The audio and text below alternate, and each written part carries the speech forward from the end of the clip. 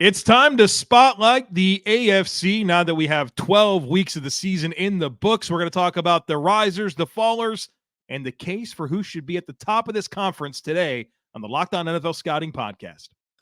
You are Locked On NFL Scouting with the Draft Dudes, your daily podcast for NFL and college football scouting.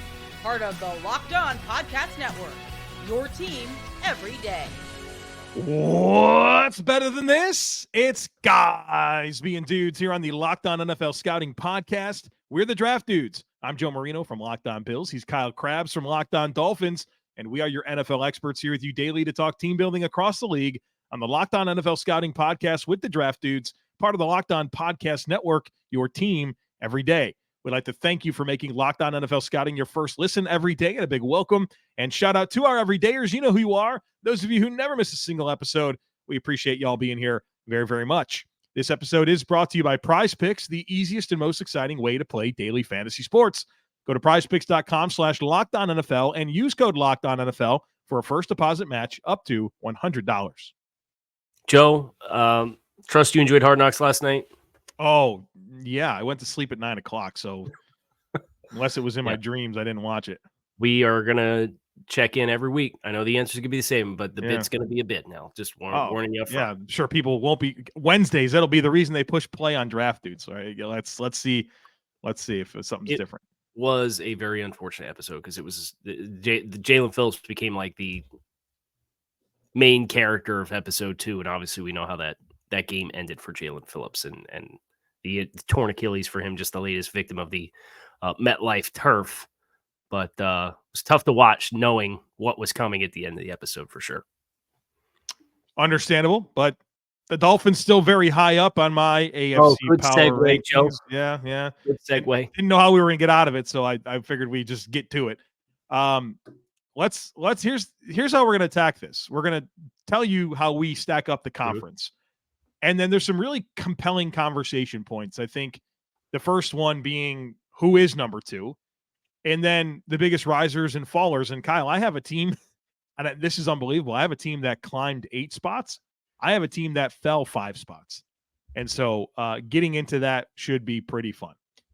But here's my list. You ready for my list? This is how I stack it up.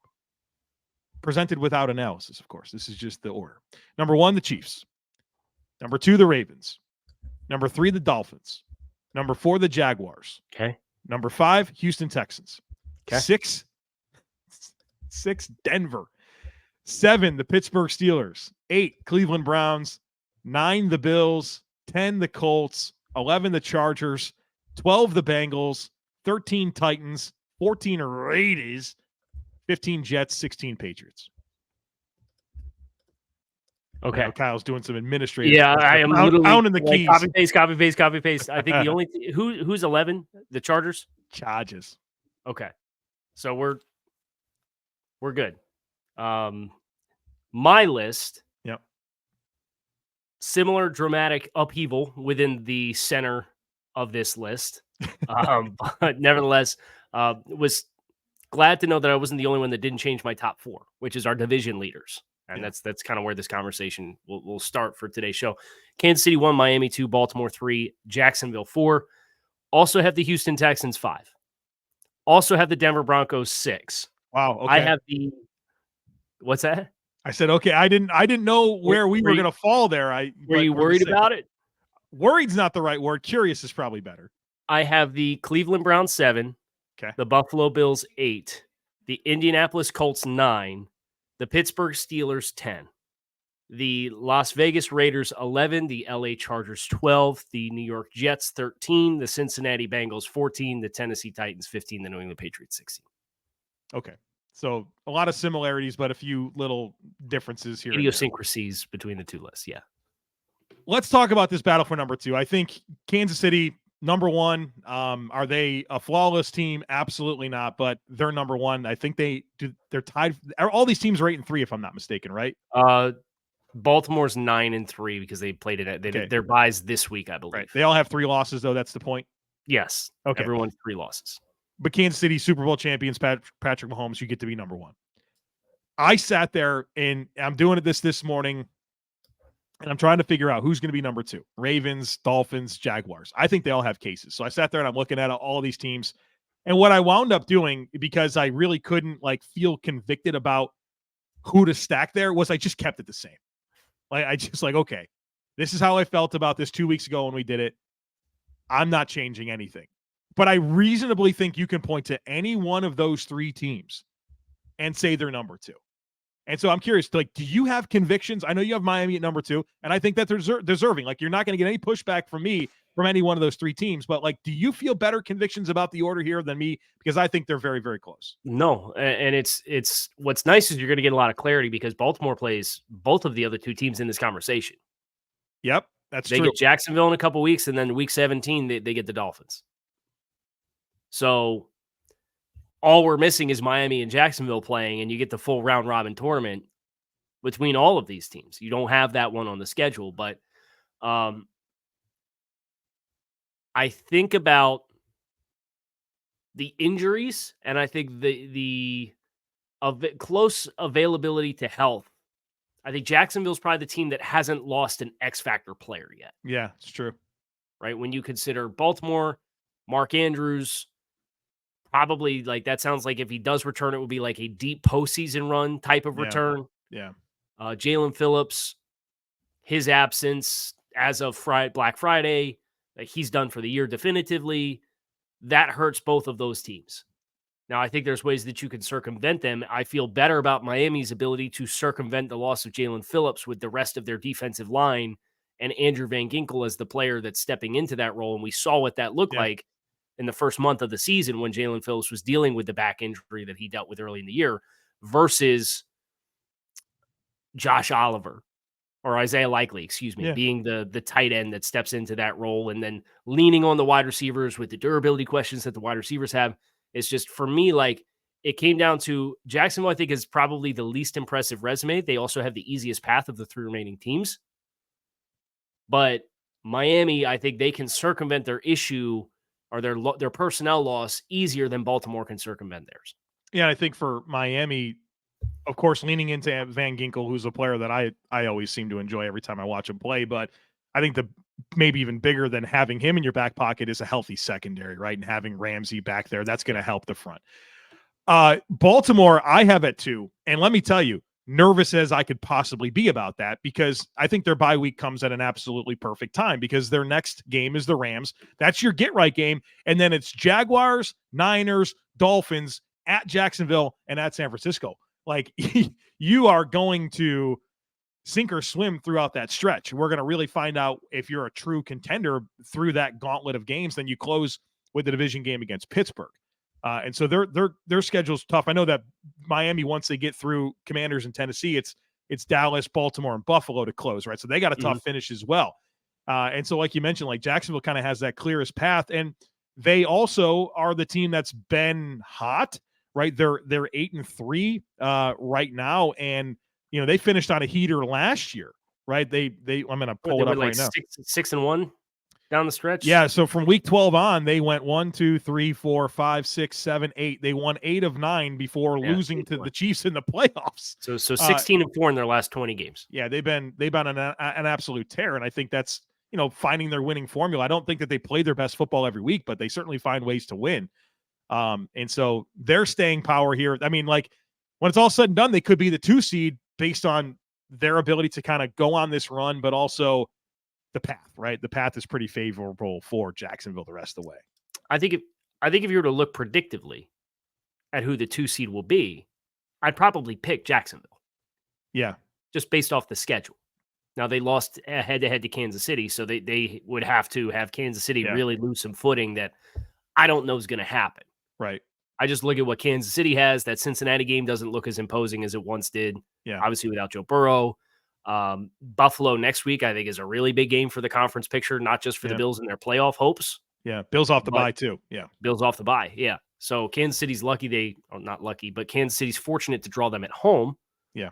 But nevertheless, the Buffalo have an extra week of rest off the loss that they took against Philadelphia at 6-6. So it's do or die time for Buffalo. Yeah, Bills have won in Kansas City the last 2 years. That'll be a big one for them if they're going to have a chance the rest of the way. We're going to talk stock up stock down here in just a moment, but folks, I got to tell you about DoorDash. I love it. The convenience is simply unmatched. We are all busy, right? We're all trying to figure out when we're going to get to the grocery store, what we're going to eat for dinner. Well, DoorDash can handle those things for you. They'll bring you groceries right to your front door. They'll bring you food from your favorite local restaurants right from your front door. Kyle, I did it again. I ordered food from the smoke pit last night. Got smoked wings and I got smoked sausage, and they have this South Carolina mustard hot sauce that I just can't shake right now. It is unbelievable. So I love ordering that from DoorDash. They'll also bring you, something from the convenience store. Let's say you just need a snack, right? You want a Gatorade and a Milky Way, something like that. They'll bring it to you. The convenience is unbelievable. We got a deal for you here. Get 50% off up to a $10 value when you spend $15 or more on your first order when you download the DoorDash app and enter code LOCKED23. Subject to change, terms apply. Again, don't forget to use code LOCKED23 for 50% off up to a $10 value on your first order when you download the DoorDash app and spend $15 or more. Subject to change, terms apply. Folks, you got to check out Prize Picks. Prize Picks is the funnest, most exciting, easiest way to play daily fantasy sports. The format is incredible. It's just you against the numbers. It's not you against thousands of other players, including pros and sharks. It's just you against numbers. Here's what you do. You select 2 or more players. You pick more or less on their projected stats, and you place your entry. And it's not just for football. Like, you can cross-pollinate here. Like, you can pick basketball, hockey, football. You can layer this all together and really show off your sports knowledge across all sports. So check it out. It doesn't take long to make an entry. You can do it under a minute. And then when you win, the withdrawals are super, super quick. So go to prizepicks.com/LockedOnNFL and use code LockedOnNFL for a first deposit match up to $100.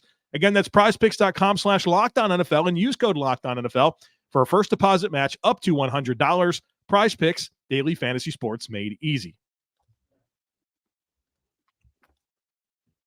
So we have risers, we have fallers. We'll talk risers first. Stock up in this conference. And you said the Broncos went up how many spots? I had them down up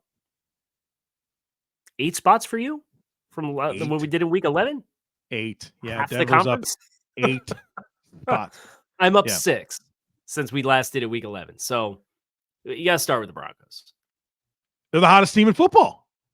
And look, I am concerned about their formula. I am very concerned about their formula. I don't think they're an efficient offense. I think Russel Wilson is a fundamentally flawed quarterback.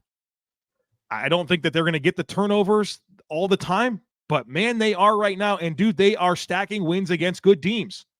Green Bay's the first win. Chiefs, Bills, Vikings, Browns. Those are all like winning teams, playoff teams right now. I mean, not the Bills, but I'm certainly the Bills are capable as anyone in the entire NFL. Like they are beating good teams. They're taking away the football and finding a way. And like at some point you have to acknowledge that. And they started so bad. And so that's what contributes to the rise. I mean, a 1-4 start where defensively you're a disaster, and you're not getting the same magic offensively, situationally. Now you are, and you're beating good teams, and you've positioned yourself quite well with some big tiebreakers that you now have over the Browns. You have the tiebreaker over the Bills. Like, I got to put a little respect on them. Yep. There's no way. And we'll find out because their next 3 are on the road, right? So this is where, is this Cinderella story really going to be a Cinderella story? Because they're at Houston, at Chargers, at Lions, their next 3. So you get a tough block. Now, they've had a tough block, and they've won these games. So I think that's where you feel good about it. But the only game that they played that was on the road in this winning stretch was Buffalo. And Buffalo had 12 men on the field for a missed field goal that could have lost them the game. You're welcome. So shout out Maui. We talked about the turnovers with this team. They now have 15 turnovers in their last 5. They got another 3 turnovers, knocked DTR out of the game. So you don't take anything away from them, right? Right. But it is you talk about the sustainability of it. I think that they're 4th in the league in turnover differential thus far this season. They're 23rd in point differential, and they're 30th in yards differential. And I understand they started real bad. They gave up 750 yards and 70 points to the Dolphins in week 3. Heard about it. Yeah. Right. You understand that's going to skew the metrics, big picture. But you do just wonder. And the one thing that you do know that will be good, Russ ain't going to turn the ball over a ton. He won't do it. Because he's not going to throw it. Yeah, he'll won't run do around. He'll take sacks. He'll throw it away. You might have a lot of 3 and outs. You might have a lot of drives that come up empty-handed. He's not going to give you a lot of short fields, right? Because he's not going to throw it and turn the ball over. But he does have that one magical touchdown every game where he just pulls a rabbit out and they score. But dude, like 3 or more turnovers or 3 or more takeaways in 4 straight. Yeah. Like you're going to win games like that. It's again, the formula not sustainable. But for today and the tiebreakers that they continue to gain, I mean, they get another one over Houston. Yeah, if they beat Houston and turn over Stroud a couple of times, he's gonna sit here and shake your head and be like, "Man, listen, I am not taking anything away from CJ Stroud. I think he's been unbelievable. But that dude will put the ball out there, and there's plenty of chances to take it away. Like I know that he went on a big stretch of like not turning over the ball over, but it wasn't because he didn't try not to, right? Like a very different player than Russell Wilson, right? But yeah, I mean, huge AFC game this week with Denver going to Houston. So that's our biggest riser. My next biggest riser, Colts and Raiders at 2 apiece, 2 spots up from 2 weeks ago when we last did it. Your next biggest riser, you have Colts and Titans up 2 apiece. Jacksonville's up 2. Yeah. So not a lot of the story is the Broncos, really. 100 dial it down. 100,000,000%. And like if we can go a little bit further into it, I really enjoy kind of the makeup of their defense. And like they said goodbye to Randy Gregory and they said goodbye to Frank Clark, which are peculiar in-season decisions, but like being able to lean into some of their younger talent off the edge and Baron Browning and Nick Benito and Jonathan Cooper has been fun. Zach Allen has really turned it on for them as an interior presence. I think they have stable linebackers and Jewell and Singleton, not like dynamic guys, but high floor players. Yeah, not going to beat you, right? And then Pat Surtain's like one of the best young corners in the entire league. Big switch that they made, getting Damari Mathis out of the lineup, putting Fabian Morrow in. Yeah, this slot corner they got out of ECU, Jaquan McMillan. Yeah. Dude's been an absolute stud for them. Fun player in the slot. So like they're finding answers here. Not to mention offensively, who's that running back they got out of Youngstown State from Notre Dame? Jaleel. Is it Jaleel? McLaughlin. Yeah. Like he's been a spark plug for him. Cortland Sutton's producing. Like they don't even have Greg Dulcich. And I think there's some issues on the offensive line in terms of like maybe some overpaid players, but it's just kind of working right now. And got a head coach in Sean Payton. Like some of the things that we've clowned this team for, kind of working. Well, that's why the full season sample size is really important. You play them right? all. Yeah. You play them all, and they all count for 1/17th, and then you circle back and you look at the full picture. And I think it's really helpful, and it's so easy to fall up and be prisoners of the moment. And I don't think we're being prisoners of the moment with where we have the Broncos ranked. Because you talk about those young players, those young spark plug, like Jonathan Cooper's got 5.5 sacks. Nick Benito's got 7. Yeah, they're good players. And Browning's been hurt, but he's been really impactful. Right. And you saw the breakout from him last year when he was available, and then he gets hurt again for a little bit this year. But when he's on the field, they got a type. Their edge rusher group is a type, and it's a really effective type right now. And some of that's because of, you talked about Zach Allen and DJ Jones and how physical those guys are, right? Yeah, so you can eat up bodies on the interior, but like DJ Jones can still get into a gap a little bit if he has to. Yeah. I think what Lloyd Cushenberry is giving them at center, what Quinn Miners is giving them at guard, Bowles at left tackle.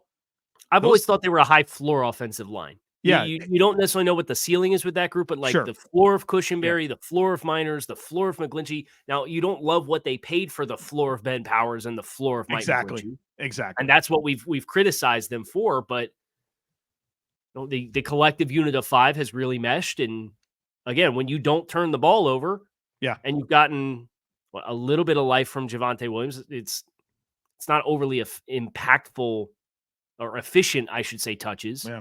He is on Peyton Barber watch. I don't know if you knew that or not. We got a few guys. It'll be a fun thing to reflect on at the end of the year. We got to let it all play out, right? Josh Jacobs is over 1,000 yards already, but he's at 4.1 yards per touch. He had that big run against Kansas City last week was huge. Yes, because he got it was a 60-yard touchdown run. He had like 125 yards of offense that put him over 1,000 for the season, but like he's going to be close. Javonte Williams may be close when it's all said and done. He's averaging 4 yards per touch on 166 touches thus far this season. If you're not familiar with the Peyton Barber watch, it's 250 touches and under 4 yards per touch. That's the football running back equivalent of the Mendoza line in baseball. That we've made up here on this show. We completely made up on our own bit. Stock down coming up here in just a moment, Kyle. I got a team that's dropped 4 spots. I got another that dropped 5 spots. So looking forward to talking about that. Stick with us. But look, when you are hiring for your small business, you want to make sure that you have as many top-tier candidates as possible to interview. That's why you have to check out LinkedIn Jobs. LinkedIn Jobs has the tools to help find the right professionals for your team faster and for free. LinkedIn isn't just another job board. LinkedIn has a vast network of more than 1 billion professionals, which makes it the best place to hire. Hiring is easy when you have that many quality candidates. So easy, in fact, that 86% of small businesses get a qualified candidate within 24 hours. LinkedIn knows that small businesses are wearing so many hats and might not have the time or resources to hire. Thankfully, with LinkedIn, the process is intuitive, quick, and easy. And they also just launched a feature that helps you write job descriptions, making the process even easier and quicker. So post your job for free at linkedin.com/LockedOnNFL. That's linkedin.com/LockedOnNFL to post your job for free. Terms and conditions apply.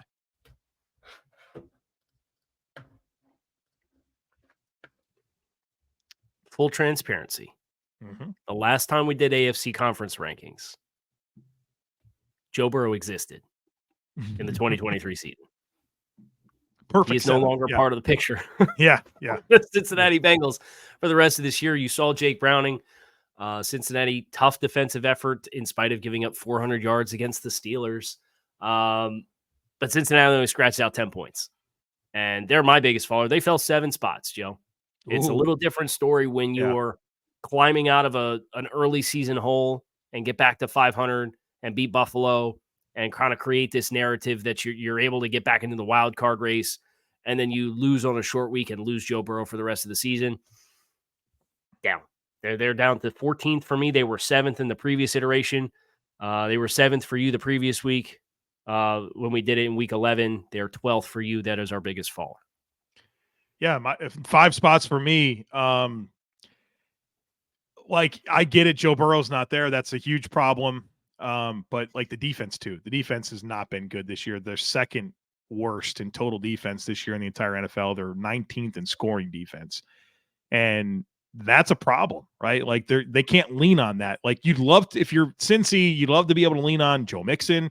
You love to run the ball. Yeah, well, and you like to lean on an offensive line that you have a lot invested in, right? Like I know it's not been good, but let's not act like they didn't pay Brown and they didn't draft Jonah Williams in the first round, and they paid Alex Kappa.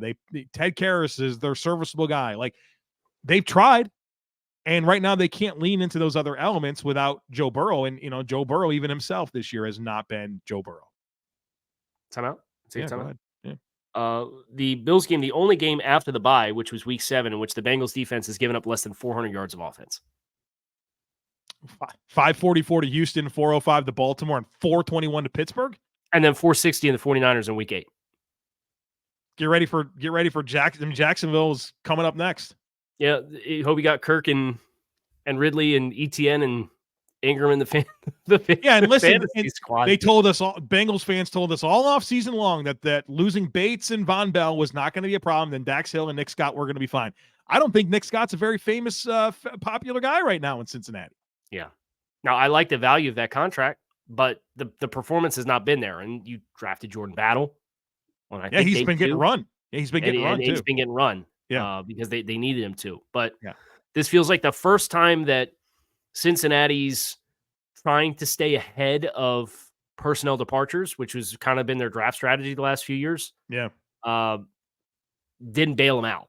I don't say bail them out, but like it hasn't manifested. Like Dax Hill can't do everything on the back end of this defense, but the difference from Jesse Bates and Von Bell to what they have at safety is huge. Yeah, especially for a defensive coordinator who likes to run exotics. Right. They're very multiple defense, right? Like you're asking a lot. There's a lot on the plates of those players. So in hindsight, when we do the autopsy on this season for Cincinnati, that'll probably be a really big part of the discussion.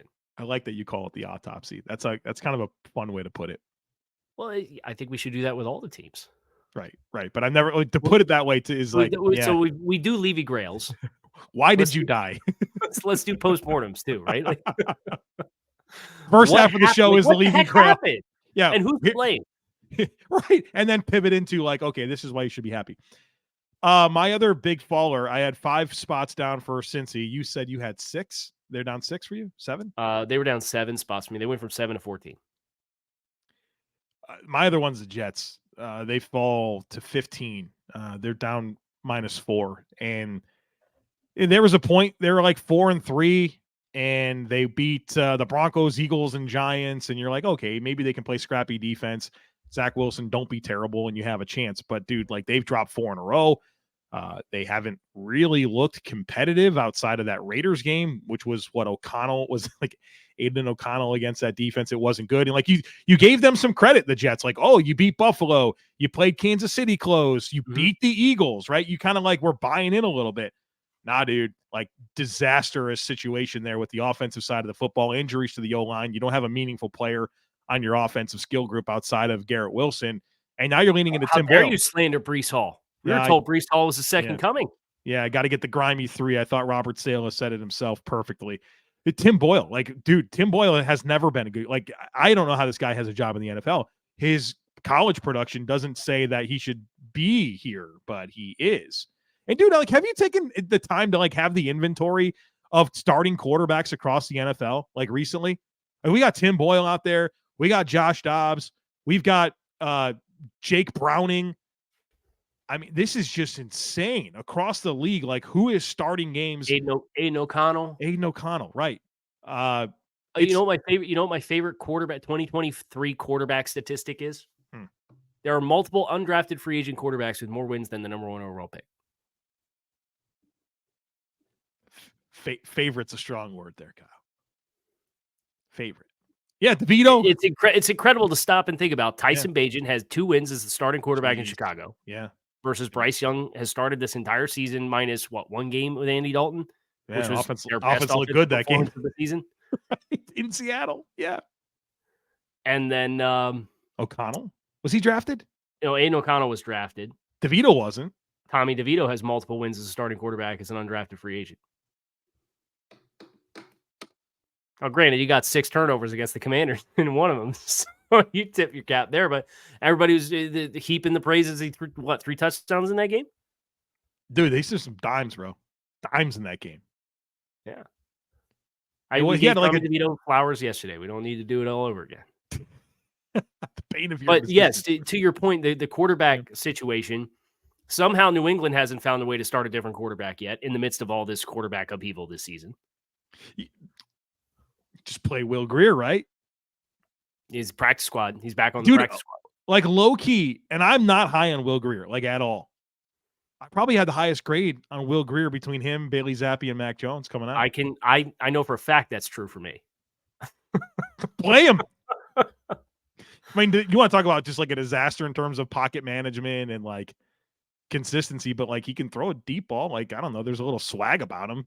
Like, what do you, Mac Jones? Dude, Rex called him, did he call him Pea Shooter Jones? Yeah. You can't take non-tools quarterbacks like that. Like, what are you doing? In the 4th round, no less.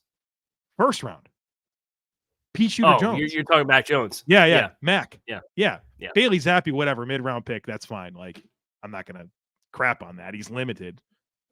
So, I mean, so is Brock Purdy's limited. And I never understood I know you already went in on Mac Jones already. Was it this week or was it the end of last week? Sometime recently, Monday, right? Yeah.